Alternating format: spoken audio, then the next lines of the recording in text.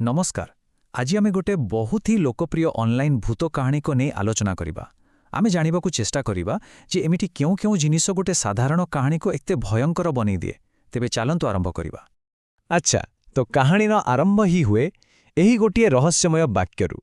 शुणंतु तो एइटा खाली गोटे चेतावनी नुहे, एइटा गोटे फांदो भली। आउ याहाकु सुनिबा मात्रे मुंडरे केते प्रश्न आसी जाए नुहे कि, जेमति कि किए कहूची ए कथा, काहाठू लुचिबार अछि, आउ सबुठू बड़ कथा बरजात्री को नहीं एते भय कहीं। बास एइठू ही आरंभ हुए सेई अजणा भयर खेल। ठीक अछि, तेबे चालंतु कहानीर आरंभ को जिबा।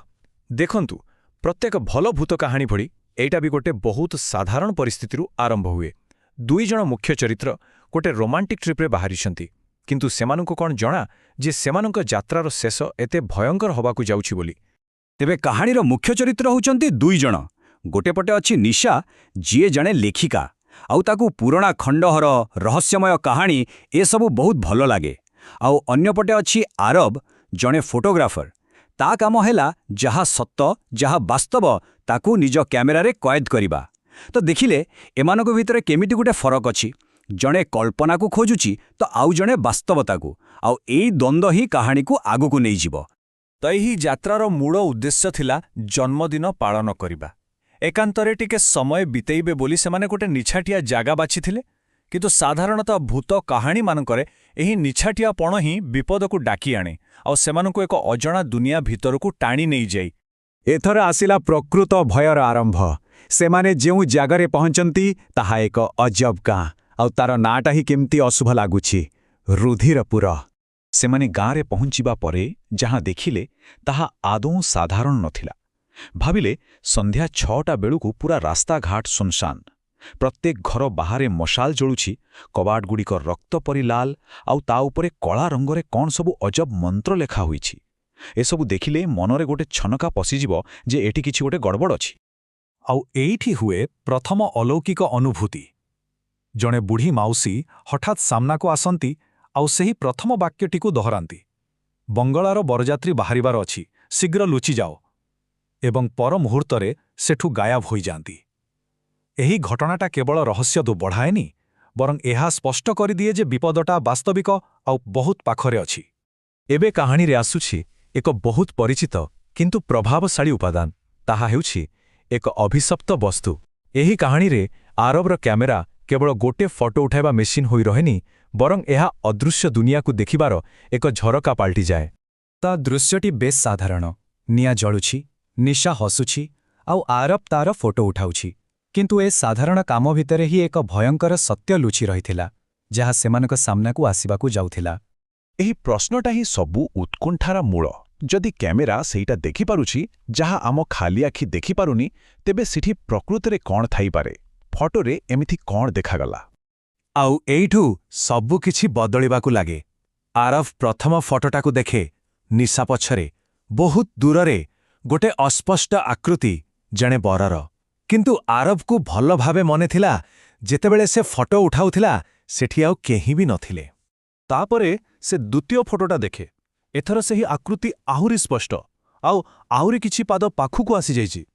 भाबिले देह सीतेई जाउछि। एटा खाली गोटे आकृति नुहे, एटा गति करुछि। प्रतिटी क्लिक सहित सेही अदृश्य शक्ति निशार आहुरी पाखुकू आसुछि। आउ शेष फोटोरे से ठीक निशा पछरे छिड़ा होइछि। जहा एक अदृश्य भय थिला ताहा एबे वास्तविक लागुछि आउ बहुत पाखरे। सेही मुहूर्तरे आरबर दुनिया जेमिति ओलेटी जाए। विपद आउ दूररे नुहे, विपद ठीक पछरे ही अछि। हेले भय एतिकिरे सरेनी। आरब जेतेबेले गाँर अन्य फोटोगुड़िकू देखे, सेतेबेले ता नजररे पड़े जे सेही बरटी प्रत्येक लाल कबाट सामनारे भी छिड़ा होइछि। एथिरु स्पष्ट होई जाए जे एही विपद केवल निशा पाई नुहे, एहा पूरा गाँकू घेरी रहिछि। एते सबु परे भी मनिषर कौतूहल ताकू शांतिरे बसिबाकू दिएनी। एक अजणा आकर्षण सेमानंकू सेही रहस्यमय आलोकित बंगला आळकू टाणी नै जाए। एहाकू ही कुहा जाए मारात्मक कौतूहल, जोंठारे चरित्र माने जाणीशुणी विपद भितरकू पसि जाआंती। बंगड़ा भितरर दृश्य आहुरी अजब थिला। गोटे पटे राजमहल परी साजसज्जा आउ 56 भोग, आउ अन्यपटे सुखिला फुलर गंध आउ एकदम नीरवता। एहा एक सुंदर किंतु प्राणहीन फांद परी लागुथिला, जहा वास्तव हुई मध्य अस्वाभाविक थिला। आउ एइठी ଫାନ୍ଦର କବାଟ ବନ୍ଦ ହୋଇଯାଏ। ଏବେ ଆଉ ଫେରିବାର କୌଣସି ରାସ୍ତା ନାହିଁ। ସେମାନେ ସେହି ଅଭିଶପ୍ତ ଜାଗାରେ ବନ୍ଦୀ ହୋଇଯାଇଛନ୍ତି। ଏହି ମୁହୂର୍ତ୍ତରୁ ଖସି ପଳାଇବାର ସବୁ ଆଶା ଶେଷ ହୋଇଯାଏ। ଏହା ହେଉଛି କାହାଣୀର କ୍ଲାଇମାକ୍ସ, ଯେଉଁଠି ସବୁ ଅଲୌକିକ ଘଟଣା ମିଶି ଏକ ଭୟଙ୍କର ଅନୁଷ୍ଠାନର ରୂପ ନିଏ ଆଉ ଆରବକୁ ଅସହାୟ ହୋଇ ଏସବୁ ଦେଖିବାକୁ ପଡ଼େ। ଆଉ ତାପରେ ଯାହା ଆରମ୍ଭ ହୁଏ ତାକୁ କୁହାଯାଇପାରେ ଏକ ଭୂତ ବିବାହ। ପ୍ରଥମେ ତ ସେହି ବର ଆତ୍ମା ସାମ୍ନାକୁ ଆସେ, ତାପରେ ନିଶାର ଆଖି ପୂରା ଧଳା ପଡ଼ିଯାଏ। ଲାଗେ ଯେମିତି ତା ଦେହରେ ଆଉ ଜୀବନ ନାହିଁ, କିଏ ଜଣେ ତାକୁ ନିୟନ୍ତ୍ରଣ କରୁଛି। ତାପରେ ବରମାଳା ବଦଳ ହୁଏ, 7 ଫେରା ବି ସରିଯାଏ, ଆଉ ଶେଷରେ ସେମାନେ ଦୁହେଁ ଧୂମାରେ ଉଭେଇ ଯାଆନ୍ତି। ଆଉ ବିଚାରା ଆରବ ଏସବୁ ନିଜ ଆଖି ସାମ୍ନାରେ ଦେଖିବା ଛଡ଼ା ଆଉ କିଛି ବି କରିପାରିନି। ତେବେ ଏସବୁ ଘଟଣା ପଛରେ ଥିବା ରହସ୍ୟ କ'ଣ? ଏବେ ସେହି ରହସ୍ୟ ଉପରୁ ପର୍ଦ୍ଦା ହଟାଇବାର ସମୟ। ସେହି ବୁଢ଼ୀ ମାଉସୀ ଜଣକ ପୁଣିଥରେ ଆସନ୍ତି ଆଉ ସବୁକିଛି ବୁଝେଇ କହନ୍ତି। ଏହି ଘଟଣାକ୍ରମ ହିଁ ସବୁକିଛି ସ୍ପଷ୍ଟ କରିଦିଏ। ଏହା କୌଣସି ପ୍ରତିଶୋଧର କାହାଣୀ ନୁହେଁ, ବରଂ ଏକ ଅସମାପ୍ତ ଦୁଷ୍ଟ ଅନୁଷ୍ଠାନର କାହାଣୀ। ଜମିଦାରର ଆତ୍ମା ପ୍ରତି ଅମାବସ୍ୟାରେ ନିଜର ବଳିଦାନ ପରମ୍ପରାକୁ ଜାରି ରଖିବାକୁ ଚାହେଁ, ଯାହା ଏହାକୁ ଆହୁରି ଅଧିକ ଭୟାନକ କରିଦିଏ। ଆଉ ଏହା ହିଁ ହେଉଛି କାହାଣୀର ସବୁଠୁ ଦୁଃଖଦ ଅନ୍ତ। ନିଶାର ଭାଗ୍ୟରେ ଯାହା ଲେଖାଥିଲା ତାହା ହୋଇସାରିଛି। ସେ ଏବେ ସେହି ଅଭିଶପ୍ତ ବଙ୍ଗଳାରେ ସବୁଦିନ ପାଇଁ ବନ୍ଦୀ। ଏଠାରେ ଆଉ କୌଣସି ଆଶାର କିରଣ ନାହିଁ। ଅଛି ତ କେବଳ ଏକ ଅସରନ୍ତି ଭୟ। ଶେଷରେ ଏହି କାହାଣୀ ଆମ ପାଇଁ ଗୋଟିଏ ପ୍ରଶ୍ନ ଛାଡ଼ିଯାଏ। ଏ କାହାଣୀ କେବଳ ଭୂତପ୍ରେତ ବିଷୟରେ ନୁହେଁ, ଏହା ଆମର ଦୃଷ୍ଟିକୋଣ ଏବଂ ବାସ୍ତବତା ଉପରେ ଏକ ବଡ଼ ପ୍ରଶ୍ନବାଚୀ ସୃଷ୍ଟି କରେ। ଯଦି ଆମ ଆଖି ଗୋଟେ କଥା ଦେଖେ କିନ୍ତୁ ଟେକ୍ନୋଲୋଜି ଆଉ କିଛି, ତେବେ କାହା ଉପରେ ବିଶ୍ୱାସ କରାଯିବ? ଏହି ଚିନ୍ତା ସହିତ ଆଜିର ଏହି ଆଲୋଚନାକୁ ଏଇଠି ଶେଷ କରୁଛି।